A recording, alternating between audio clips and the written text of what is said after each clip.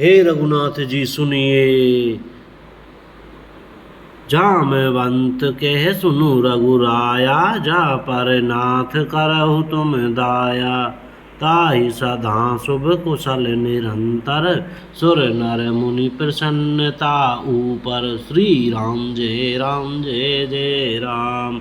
आइए श्री रामचरितमानस से सुंदरकांड चल रहा है। श्री जामवान जी क्या कह रहे? जामवान ने कहा, हे रघुनाथ जी सुनिए, हे नाथ, जिस पर आप दया करते हैं उसे सदा कल्याण और निरंतर कुशल है। देवता मनुष्य और मुनि सभी उस पर प्रसन्न रहते हैं। वही विजयी है, वही विनयी है और वही गुणों का समुद्र बन जाता है। उसी का सुंदर यश तीनों लोकों में प्रकाशित होता है। प्रभु की कृपा से सब कार्य हुआ, आज हमारा जन्म सफल हो गया। हे नाथ, पवन पुत्र हनुमान जी ने जो करनी की उसका हजारों मुखों से भी वर्णन नहीं किया जा सकता। तब जामवान ने हनुमान जी के सुंदर चरित्र कार्य श्री रघुनाथ जी को सुनाए। वे चरित्र सुनने पर कृपा निधि श्री रामचंद्र जी के मन को बहुत ही अच्छे लगे। उन्होंने हर्षित होकर हनुमान जी को फिर हृदय से लगा लिया और कहा, हे तात, कहो सीता किस प्रकार रहती और अपने प्राणों की रक्षा करती है। हनुमान जी ने कहा, आपका नाम रात दिन पहरा देने वाला है, आपका ध्यान ही किवाड़ है, नेत्रों को अपने चरणों में लगाए रहती है, यही ताला लगा है, फिर प्राण जाए तो किस मार्ग से।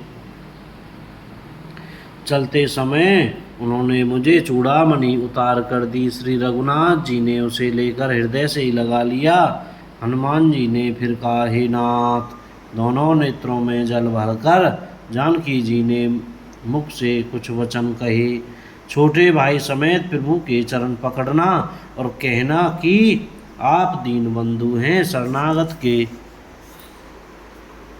दुखों को हरने वाले हैं और मैं मन वचन और कर्म से आपके चरणों की अनुरागनी हूँ। फिर स्वामी, आपने मुझे किस अपराध से त्याग दिया? हाँ, एक दोष मैं अपना अवश्य मानती हूँ कि आपका वियोग होते ही मेरे प्राण नहीं चले गए, किंतु हे नाथ, यह तो नेत्रों का अपराध है जो प्राणों के निकलने में हठपूर्वक बाधा देते हैं। विरह अग्नि है, शरीर रूई है और श्वास पवन है।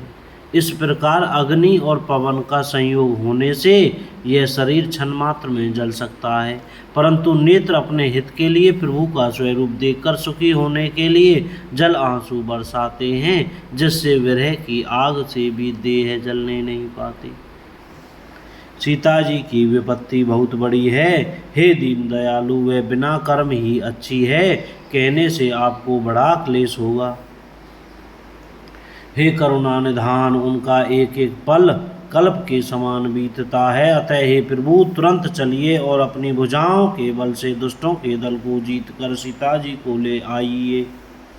सीता जी का दुख सुनकर सुख के धाम प्रभु के कमल नेत्रों में जल भर आया और वे बोले, मन वचन और शरीर से जिसे मेरी ही गति मेरा ही आश्रय है, उसे क्या स्वप्न में भी विपत्ति हो सकती है।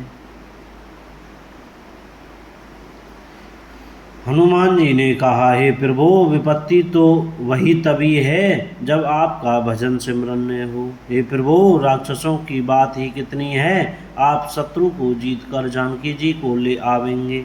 भगवान कहने लगे, हे हनुमान सुन, तेरे समान मेरा उपकारी देवता मनुष्य अथवा मुनि कोई भी शरीरधारी नहीं है। मैं तेरा प्रत्युपकार बदले में उपकार तो क्या करूं, मेरा मन भी तेरे सामने नहीं हो सकता।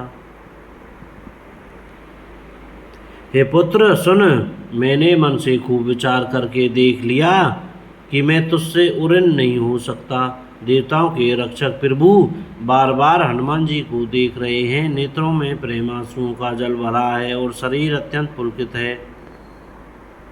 प्रभु के वचन सुनकर उनके प्रसन्न मुख तथा पुलकित अंगों को देखकर हनुमान जी हर्षित हो गए और प्रेम में विकल होकर, हे भगवान, मेरी रक्षा करो कहते हुए श्री राम जी के चरणों में गिर पड़े। प्रभु उनको बार बार उठाना चाहते हैं, परंतु प्रेम में डूबे हुए हनुमान जी को चरणों से उठना सुहाता नहीं।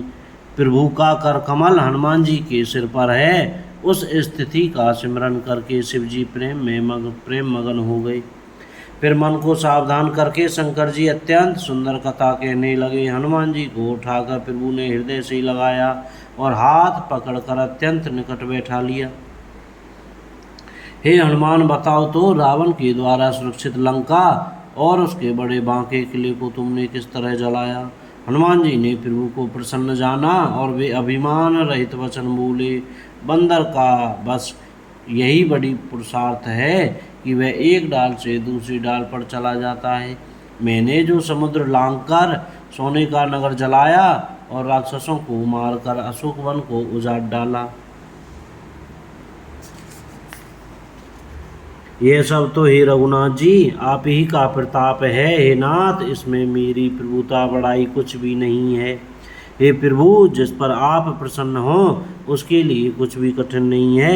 आपके प्रभाव से रुई, जो स्वयं बहुत जल्दी जल जाने वाली वस्तु है, बड़वानल को निश्चय ही जला सकती है, अर्थात असंभव भी संभव हो सकता है।